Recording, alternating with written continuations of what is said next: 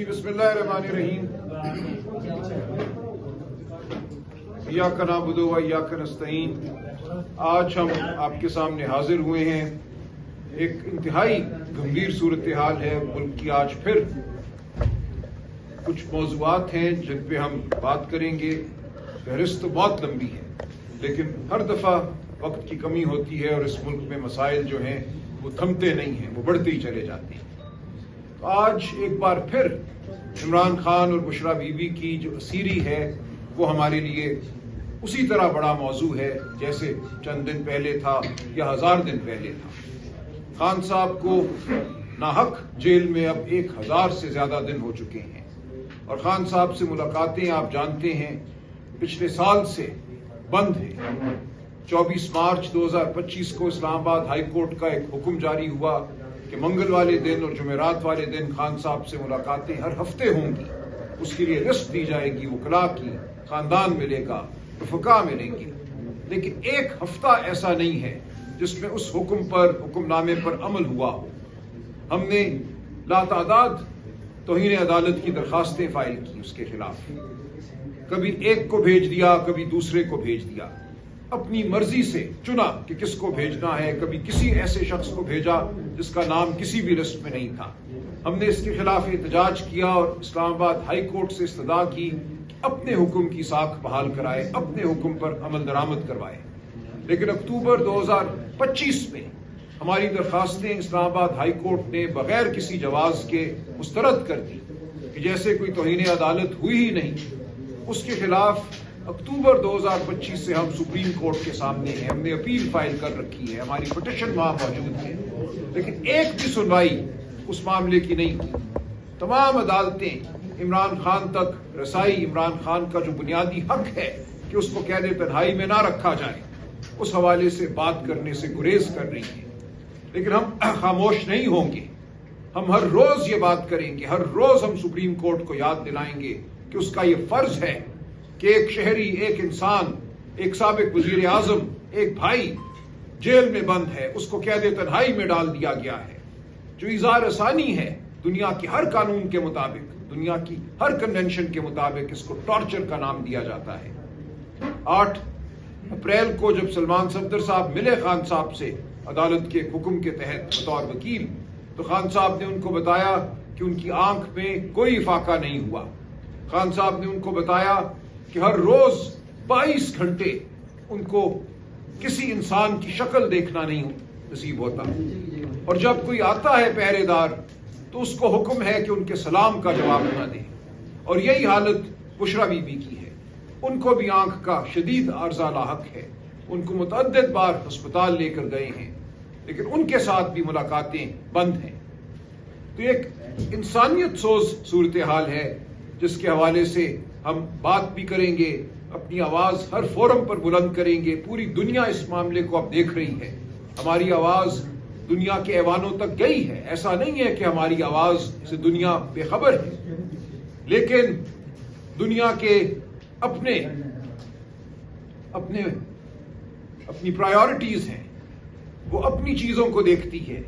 दुनिया में क्या आज इंसाफ, कानून, इंसानी हुकूक का राज है या जबर का राज है? आज हमारे सामने खुलकर वो बात आ गई जिसका हम अयादा पिछले 3 साल से कर रहे हैं कि अप्रैल 2022 में खान साहब की हुकूमत, पीटीआई की हुकूमत, इस मुल्क के अवाम की मुंतखब हुकूमत को एक बैनुल अक़वामी गठजोड़ के तहत गिराया गया। इस मुल्क की इस्टेब्लिशमेंट ने बैनुल अक़वामी इस्टेब्लिशमेंट के साथ गठजोड़ किया। उनकी ताईद से, रजामंदी से यहां हमेशा हमारी पार्लियामान में वो होते हैं जो इस्टेब्लिशमेंट के बिठाए हुए होते हैं। उनके इशारे पर चलते हैं, उनके इशारे पर वोट इधर डालते हैं या उधर वोट डालते हैं। एक पूरा निजाम कायम किया गया है इस मुल्क में जमहूरियत को पाबंद सलासल करने के हवाले से, और ये बहुत सालों का निजाम है। अप्रैल 2022 में यही हुआ, कहीं कहीं से इशारा आया, कहीं से हुक्म हुआ और उसकी वजह आवरी हुई और इस मुल्क में जमहूरियत को खत्म किया गया, एक मसनूई हुकूमत को मुसल्लत किया गया। तो जो बात अब साइफर के सामने से आई है, ड्रॉप साइट वेबसाइट पे, ये बात सामने आ गई है کہ साइफर यकीनन था, उसमें यकीनन ये कहा गया कि अगर इमरान खान की हुकूमत पीटीआई की हुकूमत के खिलाफ तहरीक में एतमाद कामयाब होती है तो तुम्हारे लिए अच्छा होगा। ये कोई नई बात नहीं है, इस खित्ते में ये बारहा हुआ है। ईरान में आप में से जो तारीख का इल्म रखते हैं जानते हैं मुसद्दिक की हुकूमत को 1953 में गिराया गया। कैसे गिराया गया सब जानते हैं। डॉलरों की बोरियां ईरान के तूल व अर्ज में बांटी गई। तो ये अमल बदकिस्मती से जारी है, जारी रहा है। हम इसका शिकार हैं, इस मुल्क के अवाम इस अमल का शिकार हैं। इस मुल्क के अवाम से, उनकी सच्चाई से निज़ाम को खतरा है, बैनुल अक़वामी कुव्वतों को खतरा है कि वो उठ खड़े होंगे अपने हुकूक के लिए, इस खित्ते के हुकूक के लिए, उन हुकूक के लिए जो बतौर इंसान उनका हक है। तो यहाँ हमेशा कोशिश की जाती है कि अवाम को दबाया जाए, उनकी आवाज को दबाया जाए। यही कुछ अप्रैल 2022 में हुआ। हुकूमत अगर इनकार कर सकती है तो इनकार करे ड्रॉप साइट पे शाया होने वाले साइफर का, कहे कि ये नहीं है, लेकिन इनकी मजाल नहीं कि ये सच को फिर झूठ कहे। इनका झूठ बहुत हो चुका। अब ये अपने झूठ से इतना खाइफ हैं कि ये चाहते हैं कि इस मुल्क में नौजवानों से वोट छीन लिया जाए। बात की जा रही है कि वोट की उम्र जो है 18 से बढ़ाकर 25 कर दी जाए। ऐसा नहीं होने देंगे पाकिस्तान के नौजवान। पाकिस्तान के नौजवान शऊर रखते हैं। तमाम दुनिया में वोट की उम्र को कम किया जा रहा है, बढ़ाया नहीं जा रहा। दुनिया के तमाम ममालिक तकरीबन 1-2 को छोड़कर वोटिंग की उम्र 18 साल मुकर्रर कर चुके हैं। और अब यह कहा जा रहा है कि वोटिंग की उम्र 16 साल होनी चाहिए, 17 साल होनी चाहिए, क्योंकि नौजवानों में शऊर बढ़ चुका है। नौजवान अपना अच्छा बुरा जानते हैं। तो ये कहना कि इस मुल्क की 30% आबादी से वोट छीन लिया जाएगा, किसी सूरत बर्दाश्त नहीं होगा। हम बर्दाश्त नहीं करेंगे, पाकिस्तान के नौजवान बर्दाश्त नहीं करेंगे। तो आज हम खड़े हैं, झूठ, फरेब, धौंस की यलगार है। बच्चों को उठाया जा रहा है, मारा पीटा जा रहा है, झूठे मुकदमे बनाए जा रहे हैं। वो अडियाला के बाहर हो या कहीं और हो, जहां चंद लोग अपने हुकूक के लिए आवाज बुलंद करते हैं, निकलते हैं, इस धरती पर चलते हैं जो एक आजाद धरती है। हमें बताया गया था कि 1947 में हम आजाद हो गए। इस आजाद धरती पे चलना आज एक जुर्म है। हर हफ्ते हमारे 20 नौजवानों को मारा पीटा जाता है, गिरफ्तार किया जाता है, गायब कर दिया जाता है। आज सुबह से मैं अपने वकला दोस्तों के साथ गुफ्तगू में मशगूल हूँ, पूछ रहा हूँ मुख्तलिफ अपने दोस्तों के हवाले से जिनको उठाया गया, किसी को 1 हफ्ता पहले, किसी को 2 हफ्ते पहले, किसी को 40 दिन पहले, जो गुम हैं, जिनके बारे में हमें इतलात नहीं है। कहीं किसी को पेश किया जाता है, उसका रिमांड मांगा जाता है, उसको फिर गायब कर दिया जाता है। तो एक ये जबर का अमल है जो जारी है, जिसके खिलाफ पाकिस्तान तहरीक इंसाफ मुस्तैद है, खड़ी है। हम हर सतह पे इसके खिलाफ सीना सपर है और ये रहेगा अमल जारी। और आप देखेंगे पाकिस्तान की अवाम अपने फैसले खुद करेगी। जब अदालतें बंद नजर आएंगी, जब पार्लियामान पे डाका होगा, जब बैनुल अक़वामी साजिशें होंगी, तो पाकिस्तान के लोग, आप, मैं, हम सब अपना फैसला करेंगे। अदालतें बंद रही, पार्लियामान इसी तरह कैद रही, तो फिर ये फैसले आपको और मुझे सड़कों पे ही करना होंगे। कोई खाइफ नहीं है, कोई डरता नहीं है, हम में से कोई डरपोक नहीं है, कोई जेल से नहीं डरता। हम इस निजाम के सामने खड़े हैं, पाकिस्तान की अवाम हमारे साथ है। आज जो मईशत की हालत है वो झगड़ा साहब अभी बयान करेंगे। जिस तरह पेट्रोल में कीमतों के इजाफे को इस्तेमाल किया गया अवाम का खून चूसने के लिए, पूरे खित्ते से ज्यादा इस मुल्क में तेल की कीमतों को बढ़ाया गया।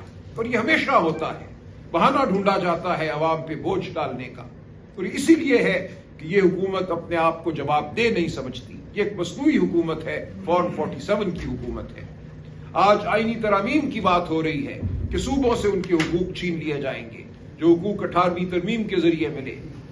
ये वजारत जो है वापस विफाक को दे दी जाएगी, वो तालीम की वजारत हो या वो दीगर वजारतें हों। सूबों से पैसा छीन लिया जाएगा। ये कहा जा रहा है कि सूबों का बजट कम हो जाएगा। आप जानते हैं सूबे सेहत के हवाले से खर्चा करते हैं, सूबे तालीम के हवाले से खर्चा करते हैं। सूबों का काम है आपको तहफ़्फ़ुज़ फराहम करना, लॉ एंड ऑर्डर पे खर्चा करना। ये तमाम खर्चे जब सूबों से छीन लिए जाएंगे और वफाकी हुकूमत की जो کہ جو بیجا اخراجات ہیں ان پر خرچ ہوں گے تو پاکستان کی عوام ایک بار پھر پیچھے رہ جائے گی، تعلیم میں، صحت میں۔ تو یہ وہ معاملات ہیں جن کے لیے ہم نے کھڑے رہنا ہے، ہم نے آواز بلند کرتے رہنا ہے۔ میرے ساتھ آج اسد کیسر صاحب موجود ہیں، تیمور جھگڑا صاحب موجود ہیں، یہ تفصیلی بات کریں گے۔ اسد کیسر صاحب جی بسم اللہ۔ آپ کے سامنے اپنا نقطہ نظر رکھا۔ دیکھیں، اس وقت ملک میں امن کوئی قانون اور آئین نہیں ہے، شخصی خواہشات پہ اس ملک کو چلایا جا رہا ہے، اور ملک دن بدن مختلف خطرات سے دوچار ہوتا جا رہا ہے۔ آپ دیکھ رہے ہیں کہ اس وقت دو صوبے امن جنگ کی زد میں ہیں، ایکسٹریمزم بڑھ رہی ہے، اور وہاں پاکستان کے خلاف جذبات اور خدشات بڑھ رہے ہیں، جو کہ بہت تشویشناک ہے۔ اور امن سب کا تعلق ہمارے پالیسیوں سے ہے، ہماری فارن پالیسی سے اور ہماری انٹرنل پالیسی سے، اور معاملات کو دیکھنے کی جس طرح اس کو ہینڈل کیا جا رہا ہے، جس طرح اس کے بارے میں رویہ رکھا جا رہا ہے، اس کی وجہ میں صرف آپ کو دو صوبے کے حوالے دے رہا ہوں۔ پنجاب ہمارا سب سے بڑا صوبہ ہے، اور وہاں بھی جو حالات ہیں یہ سمجھتے ہیں کہ پنجاب میں بہت ترقی ہو رہی ہے۔ آپ سارے اس میں میکسیمم لوگ پنجاب سے تعلق رکھ رہے ہیں۔ میں آپ سے پوچھنا چاہتا ہوں کہ آپ جائیں تحقیق کریں، گندم کے کسان کتنے رو رہے ہیں اور گندم کے کسان کا کتنا استحصال ہو رہا ہے، اور ابھی ظلم یہ ہو رہا ہے کہ کسانوں کو مجبور کیا جا رہا ہے کہ وہ کم از کم یہ گندم اور یہ اس قسم کی فصل جو ہے نا بونے سے وہ انکار کر لیں۔ اس طرح کپاس کا کسان، گنے کے کسان جو ہے رو رہے ہیں، اس کو پیسے نہیں مل رہے، اس کو مؤثر جو اس کا ریٹ ہے، جو اس کو حکومت کی ذمہ داری ہے کہ اس کا صحیح تعین کرے، اس کو وہ نرخ نہیں مل رہے۔ آلو کو کسانوں کو آپ نے دیکھا کہ آلو کو کس طرح اس نے ادھر جو ہے نا جس طرح بے توقیری کی گئی، وہ پانی میں پھینکا، اور ان کے پاس گودام کے لیے جگہ نہیں ہے آلو کے کسان۔ اور ہمارے صوبے میں جو ٹوبیکو کا مطلب یہ یہاں تو ایک تاثر کر رہے ہیں، لیکن ادھر جو ٹوبیکو کی کسان ہیں وہ بہت بری طرح رول رہے ہیں، اور ٹوبیکو کے کسان کے ساتھ جو استحصال ہو رہا ہے، جو بڑی کمپنیاں اور حکومت میں آپس میں گٹھ جوڑ کی ہوئی ہے، اور یہ کوشش کر رہے ہیں کہ کس طرح کسان کی جو بنیادی حق ہے اس کو محروم رکھا جائے، اور کسان کو مجبور کیا جائے کہ اونے پونے داموں جو ہے نا وہ اس کو فصل جو ہے نا یہ حاصل کرے، تاکہ بڑے بڑے منافع کریں۔ اور حکومت عملاً وہ کسان کی سائڈ پہ ہو، وہ اس وقت مافیا اور بڑے بڑے انڈسٹریز کی سائڈ پہ بیٹھے ہیں، اور وہ خود اس میں انوالو ہے باقاعدہ استحصال۔ تو مجھے سمجھ نہیں ہے کہ خوشحالی کدھر ہے۔ اس طرح سندھ میں بھی دیکھیں، چلو ہمارے صوبے میں تو جنگ ہے، حالت جنگ میں ہے، یعنی ادھر بھی استحصال اتنا ہو رہا ہے کہ یہ آئین اور میں تو بالکل واضح ہے کہ جس صوبے کی جو پروڈکٹس ہے سب سے پہلے اس کے اوپر اس علاقے کی عوام کا حق ہے۔ سی این جی ہمارے مطلب جو ہمارا گیس کا جو پروڈیوس ہے، جو جتنی پروڈکشن ہو رہی ہے وہ ہمارے لیے کافی ہے، لیکن وہاں سی این جی بند ہے، وہاں جو ہے نا گیس کی لوڈ شیڈنگ ہو رہی بے تحاشا۔ بجلی کا تو پوچھے نہیں۔ میں جس ضلع سے تعلق رکھ رہا ہوں، سوابی، جو تربیلا ڈیم کا پاور ہاؤس ہے وہ سوابی پہ ہے۔ بدقسمتی سے جس وقت تربیلا ڈیم بن رہا تھا اس وقت جو لیڈرشپ تھی، جو بھی جس کے پاس اختیار تھا، انہوں نے صحیح ایگریمنٹ نہیں کروایا۔ حالانکہ چاہیے یہ تھا کہ جس ضلع میں یعنی ہمارے ضلع میں پاور ہاؤس ہے وہاں سے ہمیں ڈائریکٹ بجلی نہیں دی جا رہی ہے۔ میرے ضلع میں گزشتہ 4 دنوں سے بجلی بند تھی، 4 دنوں سے۔ وجہ کیا تھی کہ بجلی آ رہی ہے برہان سے، اٹک سے، لائن کٹ گئی۔ بھائی تو پہلے سے ڈائریکٹ جو ہے نا جہاں ہم پروڈیوس کر رہے ہیں میرے ڈسٹرکٹ میں اس کا پاور ہاؤس ہے، آپ ہمیں بجلی نہیں دے رہے ہیں، کہیں اور گھما کے، اور وولٹیج اتنا کم ہوتا ہے کہ وہ نہیں۔ میں صرف مثال کے طور پر کہہ رہا ہوں کہ ہمارے ساتھ تو رویہ یہ رکھا جا رہا ہے کہ جو تربیلا ڈیم کی بجلی ہے وہ بھی ہمیں نہیں دی جا رہی، اس میں بھی جو نا جس طرح ہم محروم ہیں، تو یہ قسم کے جذبات ہوں گے تو لوگوں میں کیا احساسات و جذبات ہوں گے؟ اور ساتھ یہ کہ جو خیبر پختونخوا میں بجلی کی لوڈ شیڈنگ ہو رہی ہے 18 گھنٹے لوڈ شیڈنگ، تو اس صورتحال میں کیا انڈسٹری ترقی کرے گی، کیا کاروبار چلے گا، کیا خوشحالی آئے گی؟ اور ساتھ یہ بھی کہ اس صوبے میں جو وار زون ہے اس کے ساتھ جو رویہ رکھا جا رہا ہے، باقی ڈیٹیل تو تیمور خان بتائیں گے، لیکن صرف NFC میں جو شارٹ فال ہے جو اس سال 159 بلین، یہ نیٹ ہائیڈرل پرافٹ، ٹوبیکو سے دیگر ٹیکسز اس کو چھوڑے، اور جو آلریڈی فاٹا مرچ کے حوالے سے جو کمٹمنٹ دی کہ وہ 3% NFC میں شیئر دیں گے، کم از کم 100 بلین جو ہے نا ہر سال دیں گے، وہ نہیں ہے، اور الٹا جو صوبے کے اوپر اخراجات ہے وہ مرج ایریا کے اخراجات اس پہ آ گئے، یعنی تنخواہیں بھی صوبہ اپنے دیتے ہیں، تو صوبہ جو ہے نا فائنینشلی اس کو بہت مشکلات ہیں۔ لیکن جو صورتحال ہے بیرونی ملک ذاتی خواہشات پہ چلایا جا رہا ہے، ملک میں بدامنی بڑھتی جا رہی ہے، مایوسی نوجوانوں میں بڑھتی جا رہی ہے، اور پھر آپ نوجوانوں کے ووٹ کے حق سے بھی محروم کر رہے ہیں، تو یہ سوچو کہ اس کے کیا اثرات اور کیا جذبات ہوں گے۔ دیکھیں عدالت تو آپ معلوم ہے، کسی عدالت سے انصاف کا توقع کرنا تو ابھی ناممکن ہو گیا۔ آپ دیکھ رہے ہیں کہ آپ ججز کی ٹرانسفر کریں گے اور اس وجہ سے ٹرانسفر کروائیں گے کہ انہوں نے تمہارے فیصلے نہیں مانے، یا وہ جو نا میرٹ کے مطابق چلے ہیں، اور جو ان کے ساتھ رویہ رکھا جائے، خدا رسول کا واسطہ کہ اس ملک کے اوپر رحم کرے، یہ وقت گزر جاتا ہے، کوئی پرمنٹ نہیں ہوتا، یہ عہدے عارضی ہوتے ہیں۔ آئے اس ملک کی سوچے، پاکستان ہمارے لیے سب سے پہلے ہے، پاکستان کی عوام ہمارے لیے سب سے پہلے ہے، ہماری پریارٹی پاکستان کی عوام ہونی چاہیے۔ ذاتی انا ایگو پہ، دشمنیوں پہ، کسی کو جیل میں ڈالو، اس کے خلاف کیسز ڈالو، ابھی جو سائبر کی بات کی ہے سلمان اکبر راجہ صاحب نے، تو ہماری موقف تو صحیح ثابت ہو گئی، لیکن اس کے خلاف جتنی کیسز ہوئی، پرچی ہوئی، کیس ٹرائل ہوئی، جھوٹی بیانات آئے ابھی قوم کے سامنے، یا حکومت جو ہے نا ڈینائی کرے، اس کو کہے کہ جھوٹ ہے، تو بہرحال ہم نے اس ملک میں آئین اور قانون کی جنگ لڑی ہے۔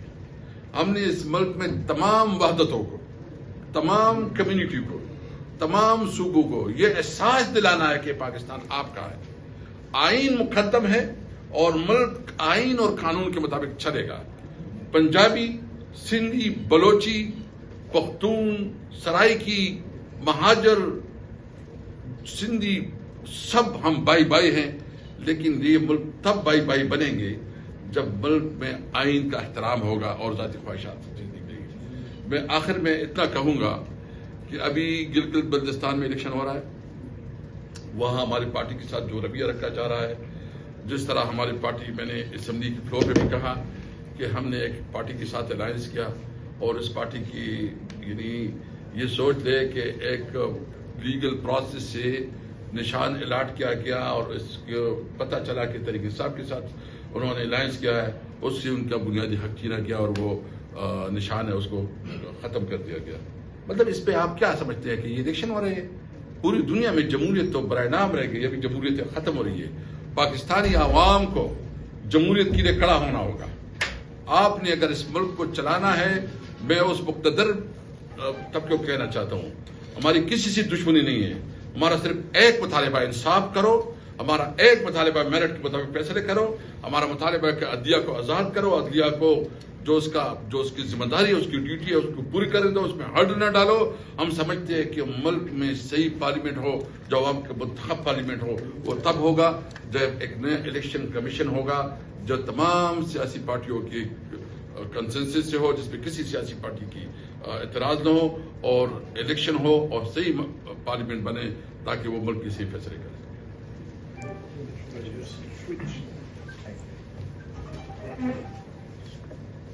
اکانومی پہ 2-3 ایشوز ٹچ کرنے سے پہلے میں آپ کو تھوڑا سا ثبوت دینا چاہتا ہوں کہ کس قسم کے بھونڈے فیصلے ہو رہے ہیں، اور کس طریقے سے جو ہے ان کی سیل ہو رہی ہے آپ پہ کہ یہ کوئی بڑے زبردست فیصلے ہیں، کہ جیسے ووٹنگ ایج جو ہے جی وہ 25 کرنی ہے، کیونکہ ایم این اے بھی 25 کی عمر میں بنتا ہے.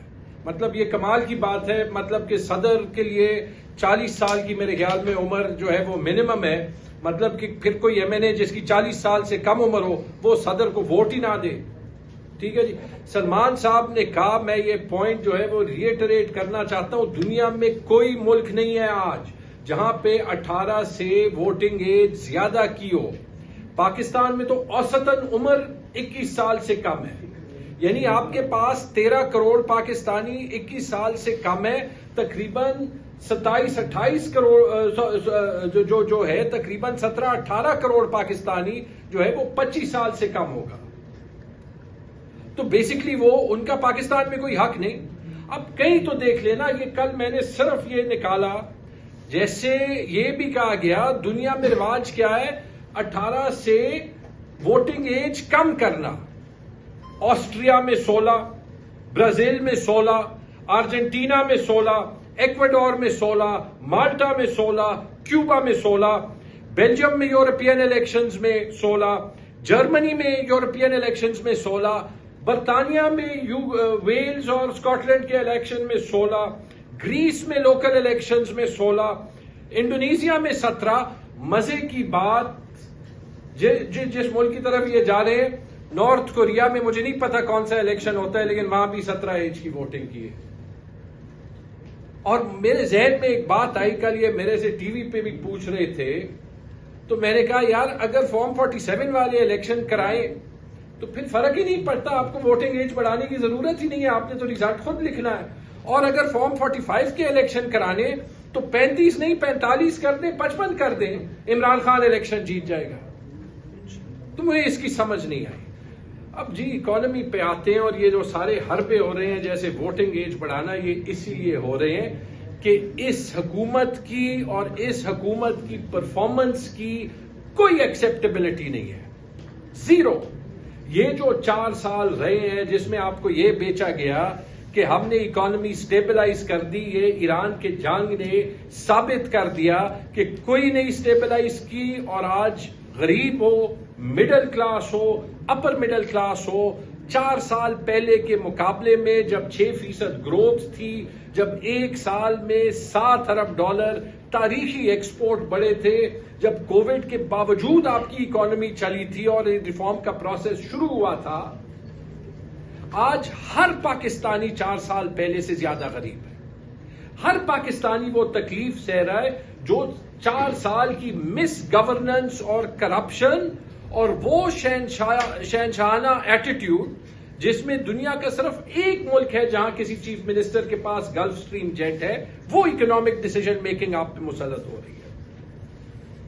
پاکستان کی اکانومی کا یہ حال ہے کہ آپ دیکھ لیں، ہم بار بار یاد کرتے ہیں، یہ کہتے تھے کہ حالات ٹھیک ہے، آج یہاں پہ غربت ریکارڈ لیول پہ ہے۔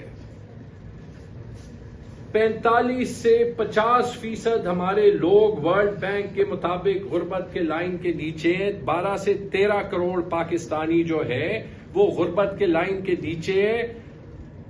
آج پاکستان دنیا کی 10 سب سے زیادہ فوڈ انسیکیور نیشنز میں سے ہے، جہاں لوگوں کو خوراک نہیں مل رہا۔ آج پاکستان میں تاریخی ان ایمپلائمنٹ ہے، 21 سال کی سب سے زیادہ۔ یہ احسن اقبال کے رپورٹ کے اپنے فگرز ہیں، اور ان کے سرکاری فگرز تو 7% ہے۔ جب آپ ایکچولی دیکھ لیں جو حفیظ پاشا نے رپورٹ کی ہے، تو ان ایمپلائمنٹ اور انڈر ایمپلائمنٹ، یعنی جس کو اپنی کوالیفیکیشن سے کم جاب ملا ہو، وہ 25% آبادی ہے تقریباً۔ اب ان حالات میں دیکھ لیں کہ جو ایک چیز یہ حکومت کلیم کرتی تھی کہ انہوں نے مہنگائی پہ کنٹرول کیا ہے، تاریخ اس حکومت کو مہنگائی کی 2 لہروں کے لیے یاد رکھے گا۔ عمران خان کی حکومت جھوٹے ووٹ آف نو کانفیڈنس سے گرائی، اور اس کے اگلے 2 سال میں 40% مہنگائی آئی، روپے جو ہے وہ 170 180 سے 300 روپے تک گرا ڈالر کے خلاف، اور عام آدمی کی قوت خرید آدھی ہو گئی۔ پھر جو ہے وہ بیسکلی معیشت کو ہینڈ بریک لگا کے آئی ایم ایف کی سخت سے سخت شرطیں جو ہے وہ مان کے، بغیر کسی پلان کے، بغیر کسی ویژن کے، جب آپ نے ان کا نسخہ جو ہے وہ صرف اس لیے مانا کیونکہ آپ کو ان کی سپورٹ کی ضرورت تھی، کیونکہ آپ کو پتا تھا کہ آپ کی حکومت جو ہے وہ ناجائز ہے، تو آپ نے جو ہے وہ غریب کو اور تکلیف میں ڈالا. اور جب ایران کی جنگ آئی تو آپ نے دیکھ لیا کہ حالت کیا تھی. ہندوستان میں پچھلے ہفتے تک پیٹرول کی قیمت زیادہ ہی نہیں ہوئی تھی. دلی میں پچھلے ہفتے تک پیٹرول کی قیمت پاکستانی روپے میں 278 روپے تھی، اور 4 سال بعد انہوں نے 3 یا 4 روپے زیادہ کیے. بنگلہ دیش میں انقلاب آ گیا، اس کے باوجود ایک بار انہوں نے پیٹرول کی قیمت اس جنگ میں زیادہ کی ہے، اور آج بھی ڈھاکہ میں پیٹرول جو ہے وہ 320 روپے فی لیٹر سے کم پہ ملتا ہے. یہاں پہ پیٹرول کی قیمت ایک دن میں 140 روپے بڑھا کے جب 415 سے 410 روپے پہ کرتے ہیں تو کہتے ہیں یہ شہباز شریف کا آپ کے لیے تحفہ ہے. اور خود کہتے ہیں کہ کیونکہ ان کے پاس ابھی چھپانے کا کچھ نہیں ہے، وہ پیٹرول کی قیمت اس لیے نہیں بڑھ رہی کہ عالمی منڈی میں پیٹرول کی قیمتیں بڑھی ہیں، اس لیے بڑھ رہی ہے کہ اس مشکل حالات میں حکومت جو ہے وہ پیٹرول پہ لیوی زیادہ کرتی ہے. آج آپ لیوی جو ہے وہ پیٹرول پہ 100 روپے سے زیادہ دے رہے ہیں، اس کے اوپر 25 روپے کسٹم ڈیوٹی دے رہے ہیں، اس کے اوپر 2.5 روپے آپ کاربن ٹیکس دے رہے ہیں. اس لیے آپ 410 روپے میں پیٹرول آج لے رہے ہیں، کیونکہ 4 سال میں اس حکومت نے قرضوں لینے کے علاوہ اور جو لوگ ٹیکس دے رہے ہیں ان پہ مزید ٹیکس لگانے کے علاوہ اس معیشت میں کچھ نہیں کیا.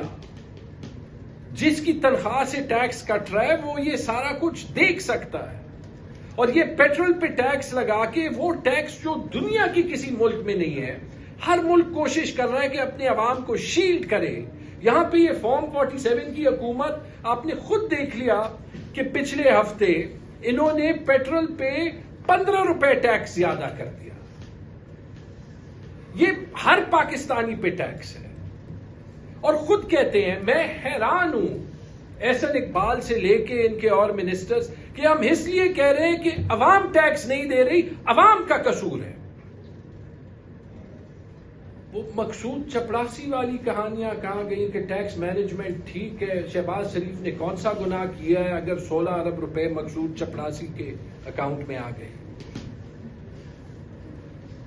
ان کا قصور نہیں ہے، لیکن عوام کا قصور ہے. یہ آپ پیٹرول ڈیزل پہ دیکھ رہے ہیں، یہ آپ بجلی کی قیمتوں پہ دیکھ رہے ہیں، جو آپ کو یہاں اسلام آباد میں محسوس نہیں ہوتا کہ ہمیں پشاور میں، ہمیں خیبر پختونخوا میں، ہمیں بلوچستان پہ کہا جاتا ہے کہ آپ جی اپنا بجلی کا بل دے رہے ہیں لیکن آپ کے گرد و نواح میں لوگ بل نہیں دے رہے اور ہم ان سے لے نہیں سکتے، اس کی سزا آپ کو ملے گی 18 20 گھنٹے لوڈ شیڈنگ. حل کوئی نہیں ہے، فیلئر حکومت نہیں مان رہی ہے. یہ دنیا کا واحد ملک ہوگا جہاں پہ بجلی نہیں ہے. پھر اگر آپ سولر پینل لینے کی کوشش کریں تو اس میں آپ کو قصوروار ٹھہراتے ہیں، سولر پینل پہ ٹیکس زیادہ کرتے ہیں، نیٹ میٹرنگ کے ریٹس کم کرتے ہیں، کہتے ہیں آپ غریب سے چھین رہے، غریب کو تو آپ بجلی دے ہی نہیں رہے. پھر جب لوڈ شیڈنگ زیادہ کرتے ہیں تو کہتے ہیں یہ ہم آپ کو ریلیف دے رہے ہیں، بجلی نہیں دیں گے تو آپ کا بل کم ہوگا. مجھے بتائیں دنیا کا کون سا ملک ہے جہاں پہ یہ اکنامک مینجمنٹ ہوتی ہے؟ یہ ابھی دوبارہ بجٹ آئے گا، اس میں ان کو آئی ایم ایف نے کیا کہا ہے؟ آپ کو مزید 430 ارب روپے ٹیکس بڑھانے ہوں گے، اگر آپ نے کہیں ٹیکس کم کرنے ہیں تو آپ کو کہیں اور ٹیکس بڑھانا ہوگا. مطلب آئی ایم ایف کو ان پہ کوئی بھروسہ نہیں ہے کہ یہ اپنے پلانز کو امپلیمنٹ کر سکتے ہیں، اس لیے وہ ایک روپے کا حساب مانگتے ہیں. دنیا کا کوئی آئی ایم ایف پروگرام نہیں ہے جہاں پہ آئی ایم ایف بجٹ سے پہلے آ کے یہاں پہ بیٹھ جاتی ہے کہ ہمیں ایک نمبر دکھاؤ. آپ فارم 47 کی ریزلٹس لائیں گے تو پھر لوگ تو یہ سمجھیں گے نا کہ آپ ہر نمبر بنانے میں ہیرا پھیری کرتے ہیں.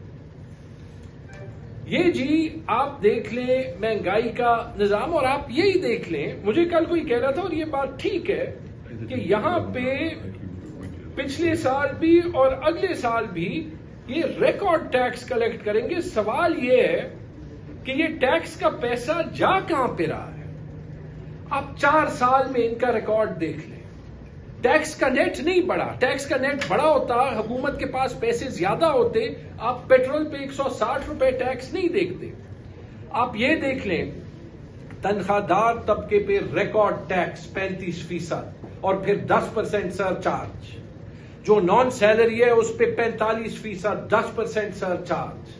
جو کمپنیاں ٹیکس دے رہی ہیں ٹیکس دینے کے گناہ پہ ان پہ 29% سپر ٹیکس لگا دیا اور پھر اس سے بھی زیادہ. جن لوگوں کے پلاٹس ہیں پلاٹس پہ وہ کہہ رہے ہیں، ابھی جو کانسٹیٹیوشنل کورٹ نے فیصلہ دیا ہے کہ اگر آپ کا خالی پلاٹ ہے اس پہ رینٹ بھی ہم لگائیں گے اور ہم یہ مانیں گے کہ آپ نے یہ رینٹ کیا اور اس پہ ٹیکس بھی ہم طے کریں گے. یہ اس قسم کی پالیسیاں بن رہی تھی. جن بے وقوفوں نے پاکستان سے باہر اپنی انکم جو ہے وہ ظاہر کی اس پہ 1% ٹیکس لگا دیا، سولر پینلز پہ لگا دیا، پرانے موبائل فونز پہ لگا دیا. یعنی پرانے موبائل فونز کون لے گا؟ آئی فون والا تو آئی فون لے لے گا، لیکن جو سیکنڈ ہینڈ موبائل فون کون لے گا؟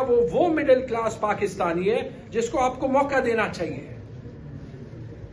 آپ نے پیٹرول پہ بجلی کا بل اٹھائیں، 15 قسم کے ٹیکس ہیں. Tax, income tax, G S T on income tax, further tax on income tax. وہ بجلی کا بل سمجھنے کے لیے ہی جو ہے وہ پی ایچ ڈی چاہیے. میں نے اپنا بل اٹھایا، 26,000 روپے کے یونٹس تھے نیٹ میٹرنگ کے بعد، 50,000 روپے کا بل تھا. 85% فی یونٹ وہ بل مجھے پڑ رہا تھا. کیسے پڑ رہا تھا مجھے نہیں پتا. ایک یہاں اسلام آباد میں نے دیکھا جو ایک مطلب چھوڑ دیں اس ٹائپ کی چیزیں، لیکن یہ جو ہے وہ حالات ہیں ٹیکسز کے. یہ پیسہ جا کہاں پہ رہا ہے؟ یہ 15,000 ارب روپے جا کہاں پہ رہے ہیں؟ اگر آپ کے پاس پیٹرول پہ ٹیکس کم کرنے کی گنجائش نہیں ہے تو کیا یہ صرف وزیر اعظم ہاؤس کا خرچہ، سینٹ چیئرمین کی لینڈ کروزروں کا خرچہ، مریم نواز کے گلف سٹریم جیٹ کا خرچہ، سارے پارلیمنٹس کا خرچہ یہ یہاں پہ جا رہا ہے؟ آپ کیسے یہ جسٹیفائی کریں گے عام پاکستانی کو کہ جب آپ ان سے ٹیکس لے رہے ہیں وہ پیسہ ان پہ لگ رہا ہے؟ کیا یہ 25 کروڑ عوام صرف ان حکمرانوں کے لائف سٹائل فنڈ کرنے کے لیے رہتے ہیں؟ کیونکہ لگتا تو یوں ہے. یہ 4 سال کا معاشی ریکارڈ ہے اور چونکہ یہ وہ کاسٹ کٹنگ نہیں کر سکے، یہ اس لیے ابھی کہہ رہے ہیں کہ ہم صوبوں سے پیسہ لیں گے اور این ایف سی بدلیں گے، کیونکہ وفاق جو ہے وفاق کے پاس پیسے نہیں ہے. اور میں یہ بڑی عاجزانہ گزارش کروں گا کہ اس پہ سوچیں. یہ پاکستان کے مسائل کا حل نہیں ہے. میں 5 سال ایک صوبے کا وزیر خزانہ رہا ہوں. آپ کی 99.9% آبادی ان 4 صوبوں میں ہی رہتی ہے. کل رات میرے سے کسی نے ٹی وی پروگرام میں پوچھا پی ایم ایل این کے کہ جی آپ جو ہے وہ کوئی نسخہ دیں. میں آپ کو دیتا ہوں، لیکن پہلے تو آپ یہ سمجھ لیں کون کہتا ہے صوبوں کے پاس پیسے زیادہ ہے. ہم ایجوکیشن پہ کتنے پیسے لگاتے ہیں؟ کتنے بچے ہیں آؤٹ آف اسکول؟ 2.5 کروڑ. مطلب ہمارے پاس تقریباً آدھا ٹیچر ہے جتنا ہونا چاہیے. کیوں یہ ٹیچر نہیں بھرتی کر سکتے؟ صوبوں کے پاس پیسے نہیں ہیں. پوری دنیا کہتی ہے کہ پاکستان جو ہے وہ ہندوستان جیسے ملک کی کمپیرزن میں بھی تعلیم پہ آدھے پیسے استعمال لگاتا ہے. یونیورسٹیوں کا بجٹ 2018 سے وفاقی بجٹ میں نہیں بڑھا. 8 سال ہو گئے. یہ صوبوں کے پاس پیسہ زیادہ ہے. ہیلتھ کی مثال لے لیں، اسی صوبے کی مثال لے لیں جہاں پہ اتنے پیسے ہیں کہ وہ گلف سٹریم جیٹ لے سکتے ہیں، لیکن تونسا کے ہسپتال میں وہ ریوزبل سرنج کا استعمال ڈاکٹر نہیں ختم کر سکتے کیونکہ آبویسلی ان کے پاس وہاں پہ بجٹ دینا نہیں ہے. اور 331 بچوں کو ایک ہسپتال میں HIV ہوتا ہے اور وہ BBC کی رپورٹ کی وجہ سے پتہ چلتا ہے. یہ صوبوں کے پاس پیسہ ہے. سندھ میں یہ حالات ہیں، بلوچستان کی تو بات ہی نہ کریں، آپ کے پاس جو ہے وہ فاٹا میں 80 سال آپ نے پیسے جو ہے وہ نہیں دیے. تو جب آپ صوبوں سے وفاق میں پیسے لے لیں گے تو یہ کون سا مسئلہ حل ہوگا؟ سڑکوں کی مینٹیننس بہتر ہوگی، جو دہشت گردی کی جنگ ہے پولیس کو پیسے زیادہ مل سکیں گے. آپ نے اپنے اخراجات کا نظام جو ہے وہ بدلنا ہے. 4,500 ارب صوبوں اور وفاق کی جو ہے وہ پرماننٹ امپلائیز پہ تنخواہوں کا بل ہے. 4,500 ارب. میں اور آپ تو جو ہے وہ ٹیکس دیتے ہیں.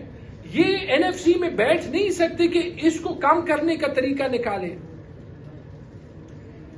2,500 ارب روپے ہمارے پینشن کا بل ہو گیا ہے، جو دنیا کے ہر ملک میں فائنانس ہوتا ہے. چین جیسے ملک نے پچھلے 10 سے 15 سال میں پینشن کے نظام کی فائنانسنگ نکال دی.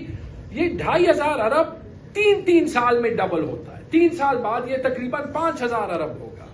اس کا حل نہیں نکالنا. آپ صوبے سے 1,000 ارب روپے وفاق میں لے لیں گے تو اس سے یہ حل ہو جائے گا. اور جب آپ اس کا حل نہیں نکالتے، نقصان پینشنر کو ہوتا ہے. جیسے ریلویز میں آپ نیشنل بینک کے وکیل رہے ہیں، یہ ادارے پھر پینشن نہیں دے سکتے. پینشنروں کا وکیل رہا. ہاں جی، آپ یہ دیکھ لیں کہ پینشن کے نظام کی فائنانسنگ کا مطلب جو ہم نے خیبر پختونخوا میں شروع کیا تھا کہ ہر سرکاری امپلائی تھوڑے سے پیسے پینشن میں ڈالے تاکہ کسی کی پینشن میں کبھی جو ہے وہ خطرہ نہ ہو کہ وہ پینشن ختم ہو جائے. آپ نے 4 سال پاکستانیوں کو اتنی تکلیف پہنچائی، یہ آپ حل نہیں کر سکتے. اس طریقے کے بہت سے ایشوز ہیں جس میں وفاق اور صوبے مل کے کام کرے تو آپ جو ہے وہ ٹیکس کا پیسہ بھی زیادہ کلیکٹ کر سکتے ہیں اور ہر انڈیویجول پہ بوجھ کم ہو سکتا ہے. ہاں جی. اچھا سر، سوال یہ ہے کہ کیا 26ویں آئینی ترمیم مسلمانوں کے مذہب خاص گئے ہیں اور کچھ مشیر تو کیا دل سے قبول کر لی؟ نہیں، ایسی بات نہیں ہے. دیکھیں، وزراء کی ضرورت ہوتی ہے. ہمارے تمام صوبے بڑے صوبے ہیں، دنیا کے بیشتر ممالک سے بڑے ممالک ہیں، تو ایسی بات نہیں ہے. وزیر تو اس سے زیادہ چاہیے تھے. آپ نے ایک بنایا ہوا ہے قانون، ایک آئین، جس طرح بھی بنا ہم اس کو نہیں مانتے. ہم نہیں مانتے کہ اس پارلیمان کا کوئی استحقاق تھا، لیکن اس آئین میں جو حد مقرر کی گئی ہے اس حد تک تو بہرحال ہمیں جانا تھا تاکہ صوبے میں بہتر کام ہو سکے، صوبے کے عوام کے مسائل حل ہو سکیں اور وہ وزیر جو یہ کام کر سکتے ہیں ان کو مقرر کیا جائے. تو اس کا کوئی تعلق نہیں ہے ترمیم کو ماننے سے. ہم اس سے زیادہ وزیر سمجھتے ہیں صوبہ خیبر پختونخوا میں ہونے چاہیے. اچھا راجہ صاحب یہ بتا دیں، ابھی جو یہ سائفر آیا ہے سامنے آ گیا ہے تو اس کو آپ عدالت ہیں خان صاحب کے خلاف جو جھوٹی سزا ہوئی، شاہ محمود قریشی صاحب کے خلاف ہوئی، وہ معاملہ تو ہے عدالت میں اور وہ چل رہا ہے اور یہ تمام چیزیں عدالتی عمل میں ہم پیش کریں گے. لیکن آپ جانتے ہیں کہ ہمارے ملک میں عدالتی عمل کی کیا اس وقت حالت ہے. اس وقت میں سمجھتا ہوں زیادہ ضروری یہ ہے کہ عوام کی عدالت میں معاملات کو رکھا جائے اور بین الاقوامی ضمیر کو جوڑا جائے. یہ بالکل ہو رہا ہے. یہ جو سائفر کا معاملہ ہے پوری دنیا اس سے واقف ہے. ہم سے لوگ رابطہ کرتے ہیں، جانتے ہیں، سفارتکاروں کی سطح پہ، صحافیوں کی سطح پہ، ہر سطح پہ لوگ جانتے ہیں کہ اس ملک میں پاکستان میں اس وقت دھونس اور جھوٹ کا راج ہے. اور یہ جو سائفر کے حوالے سے خبر سامنے آئی ہے، یہ خبر ہے، ایک ویب سائٹ ہے جس پہ یہ معاملہ سامنے آیا ہے. ہم اس کو اسی طرح دیکھتے ہیں کہ ایک ویب سائٹ پہ لگی ایک خبر ہے جس پہ نظر یہ آتا ہے کہ سچائی ہے. لیکن اس معاملے کی تحقیق ہونی چاہیے صحافتی سطح پہ بھی اور میں سمجھتا ہوں بین الاقوامی سطح پہ بھی. جو حقوق کے حوالے سے ادارے ہیں، جو حریت کے حوالے سے ادارے ہیں، ہم ان سے ضرور رابطہ کریں گے اور اس کی بین الاقوامی تحقیق بھی ہوگی کہ پاکستان میں جمہوریت کے ساتھ کیا کھلواڑ ہوا اور ہو رہا ہے. مختلف باتیں ہیں. مہنگائی کے خلاف پٹیشن کس عدالت میں کریں گے آپ؟ کس سے آپ؟ نہیں، یہ بے معنی سی بات ہے. جس کسی نے کی ہے گڈ لک. مہنگائی کے خلاف پٹیشنیں نہیں ہوتی، مہنگائی کے خلاف جمہوری جواب دیا جاتا ہے. دیکھیں یہی بات ابھی تیمور جھگڑا صاحب نے آپ کو بتائی. اس ملک میں کیوں غربت ہے، کیوں مہنگائی ہے، کیوں تعلیم نہیں ہے، کیوں آپ کے پاس کھانے کو کھانا نہیں ہے. 40% بچے 15 سال کی عمر میں سٹنٹڈ ہیں. یاد رکھیں یہ نمبر. ان کے ذہن اور ان کے جسم ان کی عمر کے لحاظ سے سکڑے ہوئے ہیں. تمام عمر کے لیے آپ نے ان کو امیر کے بچے سے مقابلے کی دوڑ سے باہر کر دیا. تو یہ معاملات عدالتوں میں پٹیشن دائر کرنے سے نہیں حل ہوتے.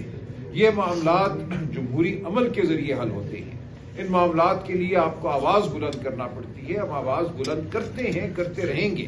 لیکن آپ کے سامنے ہے کہ 20 لوگ بھی کھڑے ہوتے ہیں تو ان کے ساتھ کیا ہوتا ہے. لیکن ہو رہے ہیں لوگ, اور یہ نمبر روز بڑھتا چلا جا رہا ہے. لوگوں کو پتا ہے کہ ان کے پیٹ پر کس نے حملہ کیا ہے, ان کے حقوق پر کس نے حملہ کیا ہے. یہ جو ایک خلش ہے, جو غصہ ہے معاشرے میں, ہر روز ہمیں محسوس ہو رہا ہے. اس کا درجہ حرارت بڑھ رہا ہے. آپ میں, ہمارے بچے, ہمارے دوست خاموش نہیں بیٹھیں گے. پاکستان پوری دنیا سے کوئی علیحدہ ملک نہیں ہے. تمام دنیا میں یہ ہوا ہے کہ جب ظلم بڑا ہے, جب خون ٹپکا ہے, تو لوگوں نے آواز بھی بلند کی ہے, لوگ باہر بھی نکلے ہیں. یہاں بھی یہ ہوگا. ہم چاہتے ہیں اس سے پہلے یہ نظام ہوش کے ناخن لے, پاکستان کے لوگوں کو ان کی جمہوریت, ان کے حقوق, انسانی حقوق لوٹا دیں. نہیں لوٹائے گا تو لوگ اپنے فیصلے خود کریں گے. خان اچکزئی صاحب نے ایک میٹنگ آج بلائی ہے, تمام جو ہمارا جو اتحاد ہے اس کے سربراہان کی. آج اس بارے میں بات ہوگی اور انشاءاللہ ہم آگے بڑھیں گے. دیکھیں, یہ میں بار بار کہتا ہوں کہ یہ جو لوگوں کے ذہن میں ایک بات سما گئی ہے کہ ایک حملہ ہونا چاہیے کسی شہر پہ, کسی چوک پہ, اور اس حملے کے ذریعے خان صاحب آزاد ہو جائیں گے, یہ ایک دن کی بات ہے, ریلیں آئیں گے اور وہ ہو جائے گا. ایسا تب ہوتا ہے جب ایک انقلابی صورتحال ہو. بار بار ہم یہ کہتے ہیں کہ ایک سیاسی ایونٹ ایک چیز ہے جس میں 10, 20, 40, 50 ہزار لوگ ہوں, اور ایک انقلابی عمل جو پورے ملک میں ایک طوفان کی طرح, ایک سیلاب کی طرح بہا کے لے جائے ہر ظلم کے نظام کو, وہ ایک دوسری بات ہے. ہم اس جانب بڑھ رہے ہیں, مجھے یہ ہوتا نظر آ رہا ہے, اور اسی لیے ہم بار بار کہتے ہیں ہوش کے ناخن لو. ایسا ہونے سے پہلے پاکستان کے لوگوں کو ان کی عزت لوٹا دو. تم نے گھروں پر حملہ کیا ہے, چار دیواری کو مسمار کیا ہے, ووٹ کو چرایا ہے, اس سے تائب ہو. لیکن نہیں ہوتے ہیں تو پاکستان کے لوگ غیور ہیں, باشعور ہیں, وہ اپنا فیصلہ ضرور کریں گے. شکریہ.